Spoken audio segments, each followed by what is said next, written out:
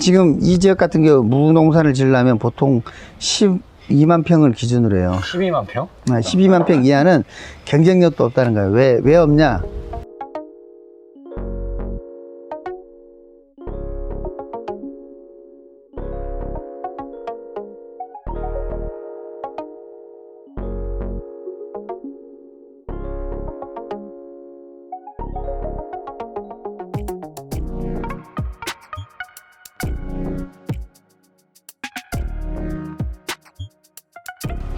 제주도는 어떤 여세 흐름들이 어떻습니까?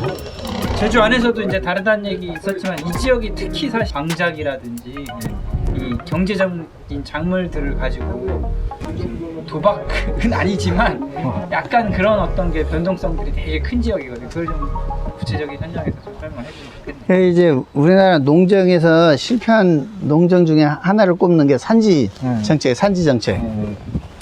뭐 성주 가면 참외, 그렇죠. 어디 가면 뭐. 제가 우스개로 그런 얘기. 여러분들이 저 대장에 가서 당근 하잖아요. 당근 농사 지으면 당근 박스를 사질 못해. 산지 농정 때문에. 당근 맞아, 박스 맞아. 그 규격 자체가 없어. 그다음 씨앗도 안 팔아. 지원도 보도도 잘 안 줘. 아예 대상도 아니야. 그러니까 산지 농업 정책으로 인해서 산지와 집단화돼 했다고 하지만 그게 거꾸로 생각해 보면 대부분 이제 자재 업체라든지 농협 먹고 살리기엔 딱 좋은데 이게 한국 농업하고는 그닥 도움이 안 돼요. 이게 제가 왜 얘기하냐면 농업으로 먹고 살라고 할 때 이 산지 정책은 대농 중심으로 가게 돼 있어요. 그렇죠. 그리고 대농은 또 영농작업으로 가게 되고 그것이 이제 탈농민으로를 유도하거든요. 그러니까 소득 구조가 대부분이 이젠 뭐라고 해요? 농업 경영체라고 하잖아요. 농업 경영이냐 경영이. 경영을 해. 좋은 의미가 아니고 수익을 내라는 거지. 못 내면 망한다. 떨어져 나가라. 그렇죠. 이판에 농업 나가라. 경영인데 그냥 그런 것들을 염두에 두시면 근데 이제 이 산지 정책으로 인해서 사실 기존보다 소득을 내기가 점점 어려워졌어요. 이 지역이 예전에 마지기 개념했지만 이 마지기가 딱 평수가 정해진 게 아니거든요. 왜냐면 그 지역의 토질이라든지 생산력 대비해서 해서 우리나라에서 마지기가 제일 적은 데가 전북이에요. 전북. 어디냐 그 우리나라 지평선에 보이는 그 동네는 180평이에요 한마지기가. 제가 지난번에 노콜푸드 때문에 강원도 춘천에 당근 때문에 교육 간 적이 있었는데 여기 한마지기가 몇 평이니까 몇 평일 것 같으세요? 400평. 400평? 400평. 강원도. 강원도. 그러니까 생산성이 그만큼 떨어지는 거잖아요. 자, 그러면 이 지역 같은 경우에는 제주는 마지기를 예전에 뭘 기준으로 했냐면 조오고 보리를 기준으로 했다고. 조오고 보리. 주작곡. 그러면 애월이나 이쪽은 한 200평이 한마지기. 이 동네는 400평이 한마지기. 제주와는 차이가 많이 나는군요. 토질이 다르다고 했잖아요. 근데 이게 어떤 차이를 또 불러오냐면 농경의 차이가 문화의 차이를 낳아요. 그러니까 이 동네는 무조건 장자 중심이에요. 왜? 한 사람이라도 먹고 살라. 근데 애월은 토질이 그러니까 만약에 1000평이면 2배의 생산성이 보장되니까 거기는 장자 우선은 맞지만 차기 한 패도 조금 좀. 그러니까 그 다음에 제사도 마찬가지. 그러니까 이 지역마다 제주의 동서남북이 제사 문화가 다른 이유에는 농경의 차이가 있어요. 문화의 차이. 문화라는 게 어차피 농업에서 시작하는 거니까. 근데 그렇게 놓고 보면 이제 보이는 거죠. 그럼 이쪽은 아까 광작이 아니라 높게 하지 않으면 생산성이 떨어지는 거야. 그러니까 여기는 보통 3000평으로 예전에 기준으로 했어요. 3000평은. 왜냐면 스스로 자급자족 하려면. 3000평이 돼야 판매용이 아니고 자기 소득용이 되는 거예요. 3,000평이 넘어가야. 그러니까 이제 그러면 소득 계산을 하려면 어떻게 해야 돼? 예전에는 우리가 지금같이 핸드폰 안 썼잖아요. 핸드폰 안 쓰고 학원 안 다니고 뭐 이러면 3,000평이 기준이겠지만 이제 하나씩 붙을 거 아니에요? 하나씩 붙어가기 시작하면 이제 평수가 넓어지는 거예요. 이게 소득이라는 측면을 간단히 놓고 보면 계산이 안 되는 것도 아니에요. 이런 식으로 계산해 보면 차 있고 뭐 휴대폰 쓰고 노트북도 쓰네. 뭐 요새 뭐 영화도 뭐 넷플릭스인가 뭔가도 본다고 하니까 그러면 하나씩 점점 더 넓어지지. 가끔 여행도 한번 갔다 와야 되고. 그렇죠. 뭐 그러면 이제 그것도 하나 옵션으로 더 넓어지지. 그런데 소득이 그렇게 면적에 대비해서 나오냐? 절대 나오지 않죠. 그렇죠. 제가 이제 이런 가끔 교육할 때 그런 얘기예요. 지난번에 일기생들도 경험해봤지만 여러분하고 저하고 생산성이 2배 차이 납니다. 2배. 근데 여러분하고 저하고 농산물 가격에서는 3배 차이 납니다. 저는 파는 걸 별로 걱정을 지는 않아요, 이제. 주문 들어온 걸 못 채워서 문제지. 그렇다고 제가 땅을 넓힐 생각도 없어. 그러면 이제 너무 힘드니까, 농업에. 저는 요 정도가 딱 좋아요. 약간의 여유도 있고, 다른 사업도 할 수 있을 정도. 지금 얼마나 하세요? 규모가 어떻게 되세요? 한 7,000평 하죠. 7,000평? 근데 그닥 바쁘진 않아요. 시설 빼면. 이제 어느 정도 최적화 시켜놨으니까. 시설은 500평. 500평? 그냥 학교 급식에. 학교 급식. 네, 전량 최소 들어가요. 기준. 네. 아까 얘기했잖아요. 저는 매일 따는 엽채를 하라고 해도 안 해. 못 해. 할 자신도 없고. 그러니까 한 달에 한 번 수확하거나, 일주일에 한 번 수확하거나, 그것도 아니면 한 4일에 한 번 정도. 상추 같은 거. 좀 타협을 보자. 이러는 거죠. 상추가 마지노선이군요. 네, 상추보다 더 빠르면 안 돼. 그러니까 이제, 근데 이제 가격적인 측면에서 3배 차이 나면요. 진짜 차이가 커요. 특히 귀농인들이 제일 힘들어하는 게 판매처인데 도매시장에 가잖아요. 도매시장 처음 가면 품질 안 봐요. 이름 보고 그냥 최저가야. 근데 그 농산물을 내가 가져가잖아요. 가격이 달라져. 네. 근데 사람들은 품질이 좋으면 가격이 잘 받을 거라고 착각을 하죠. 절대 우리나라 농업이 그런 적이 한 번도 없는데. 응? 그잖아요. 그러니까 그 똑같은 감자 있잖아요. 박스하고 생산자 이름만 바꿔도 가격이 달라진다니까. 근데 어떻게 살아남겠어? 그러니까 가치를 공유할 수 있게 팔아야 돼. 네. 근데 작년에 저희가 여기서 했는데 첫 해에 진짜 당근이 뭔지도 안 보던 분들하고 했는데 흑자냈어요. 비결은 파는 방식이 달라야 된다는 거예요. 네? 그러니까 지금 농업소득 얘기하잖아요. 농업소득 얘기해보면 결국엔 예산 문제로 가요.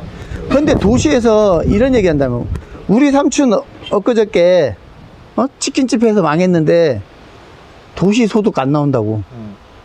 근데 왜 농촌에 산다는 이유로 농민 소득을 줘야 하는지를 이해를 구해야 돼.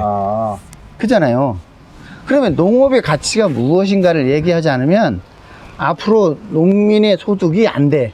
그러니까 거꾸로 농민이 안정적인 농산물에 의존하지 않으면서 일정한 소득을 내려면 거꾸로 도시를 상대로 농민이 먼저 찾아가야 돼. 그래서 그것이 예를 만들어줘야 돼. 정책적으로 설명할 수 있는 예.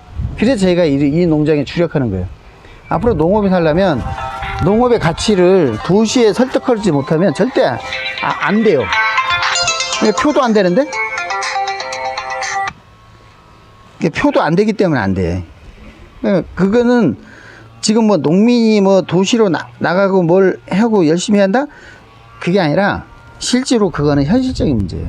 앞으로 농업은요, 가격을 벗어난 논의를 하려고 한 순간 자신이 상대를 설득할 수 있는, 도시를 설득할 수 있는 명분과 그들과 우리가 다르지 않다라는 그런 연대를 만들어내지 않으면 한 발짝도 못 나가요.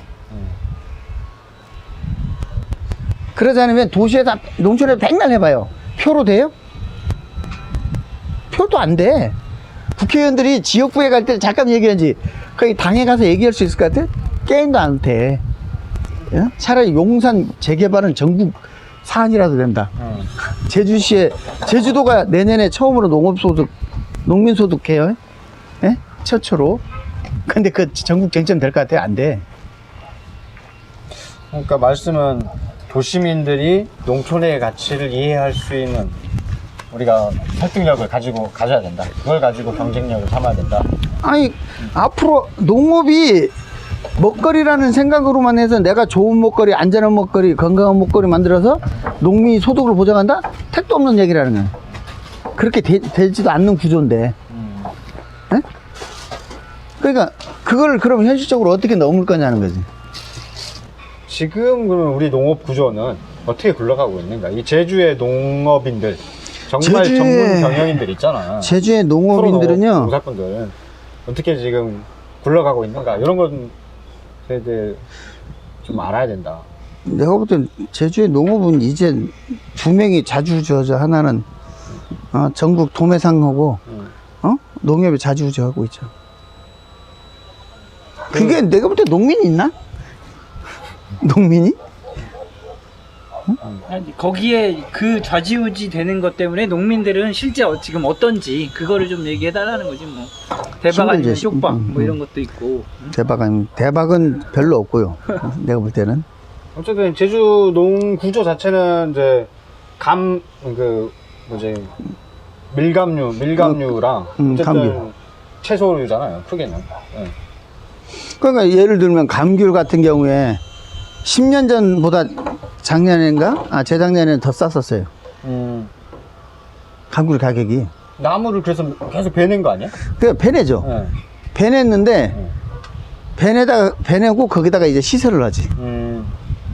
노지는 줄었는데 시설은 점점 늘지. 시설 늘려가지고 거기다 뭐해? 감귤 넣어줘. 망감류로 한다고? 근데 처음에는 망감료가 돈이 돼. 돈 됐다고 하면 전국의 농업기술센터에서 그거 돈 돼. 네. 천혜향 엄청 늘어난 거지. 그렇죠. 천혜향 말고 한라봉. 한라봉. 지금 뭐 한라봉 뭐 지금 뭐. 또 레몬이 대표적인 거 아니야, 레몬. 레몬 된다고 했더니 벌써 올해부터 본격적으로 제주에 레몬이 농가들이 딱 생산하거든요. 아 그래요? 3년 묘목심지 올해로 3년 4년 되니까 시작하니까 벌써 걱정하잖아요. 그래서 항상 이 과실류들은 묘목 장사들이 돈 제일 많이 받는다. 원래 과실 장사를 하면 3년 전에 묘목 몇 개 팔았는지 확인해야 돼요. 옛날에 그 블루베리도 아주. 그래서 지금은 이제 만약에 무 같은 경우가 아직 좀 지금 이 지역 같은 경우 무 농사를 지으려면 보통 12만 평을 기준으로 해요. 12만 평? 12만 평 이하는 경쟁력도 없다는 거예요. 왜 없냐? 어떻게 계산하냐면 12만 평 정도가 왜 필요하냐면 내가 인부를 고정적으로 써야 돼. 그렇죠. 그러니까 12만 평 정도 돼야 약 치는 사람 3명을 썼으면 한번 약을 쳐. 다른 밭 다 쳐. 그냥 다시 돌아올 한 때 바퀴 되면 돌리는구나. 또 약 칠 때가 된 거야. 그 다음에 마찬가지로 이제는 흙무가 아니고 다 도시에서 세척해서 보내라고 하는데 그럼 세척하려면 세척할 물량이 있어야 돼. 그렇죠. 그럼 하루에 한 1,500평에서 한 2,000평을 세척해야 한다. 아니면 3,000평은 해야 된다. 그러니까 3,000평을 30일 내내 해면 9만 평. 근데 중간에 비 와. 작업 못 해. 그러니까 한 2달 정도 작업하려면 12만 평 정도는 있어야. 그럼 12만 평이 없는 사람은 어떻게 하냐? 세척 공장에 잠깐 비는 날 가서 세척해야 돼. 안 해줘. 그렇지. 그럼 세척을 안 하면 세척물은 어디 가서 지금 집에서 다라에다가 물 받아서 하루씩 닦으면서 보낼 거야? 네? 그잖아요? 그 다음에 공급을 어떻게 해 지금은 파레토 공급이란 말이에요. 파레토 공급이면 파레토 한 파레토면 52개잖아요. 52개 채워야 할 거잖아. 특히 만약에 무에서 52박스도 안 나왔어. 그럼 남의 거 얹혀서 해야 한대. 그러니까 그 다음에 그런 게 제일 스트레스야. 네. 농사 조금 지는 사람들은 그죠. 느껴가지고 그렇지, 보내야 돼. 그렇지. 다른 집들 자기 보내고 싶을 때 다 옷돈 하나 부르면 되는데. 그러니까 그 사람들은 아무 때나 부르는데 자리 빌 때 전화 와. 내일 한 자리 비는데 그럼 그때 꼭 비 오는 날 전화해. 그럼 비 맞으면서라도 수확해야 돼. 안 하면 못 보내는데. 응? 생각만 해도 끔찍합니다. 12만 평 무농사 지으면 어떻게 돼요? 그러면 이제 얘기잖아. 그러면 이제 3년에 한 번 냉해가 오든지 뭐가 한 번 와서 그럼 기존에는 3년에 한 번 버면 버틴다고 했었어요. 근데 올해까지 무 가격이 안 좋았어. 그러면 하나씩 무너져야 돼. 그래서 처음에 10여만 평에다가 올해는 20만 평이 커트를 했냐. 왜? 올해는 한 서너 망한 거. 그럼 그 망한 땅을 또 싹 해. 근데 이제 그것만 전문으로 땅을 임차해주는 전문 브로커가 생겨요, 여기. 아. 왜냐면 1000평짜리라도 필지를 몇 개 관리해야 돼. 200개 이상 관리해야 하는데 그 자기가 농사하면서 언제 그 땅 알아봐. 그러니까 그런 것만 전문으로 저 누구네 돌아가셨다 장례식만 전문으로 돌아다니는 애들이 있어. 그럼 그 죽은 공지 어떻게 해? 죽은 분의 공지. 그 아들이 농사지어? 딸이 농사지어? 안 짓거든. 그러면 그 땅, 야 우리가 2천 얼마에다가 보상해 줄게. 그러면 거기서 뭐 한 2% 수수료 먹고. 평당 2천 얼마? 전국에서 제주도가 여기가 가장 높아요. 여기 2,500원이야. 와. 평당 2,500원. 해남은 상상도 못할 해남에서만 3,000원, 2,500원 내면 수익 못 낼걸요? 그렇죠. 힘들지, 그렇게 하면. 2,500원 매출 나오기도 힘든다. 장목이 2,500원 나오는 장목이 몇 개나 들어. 홍보를 해가지고는 2,500원 내죠.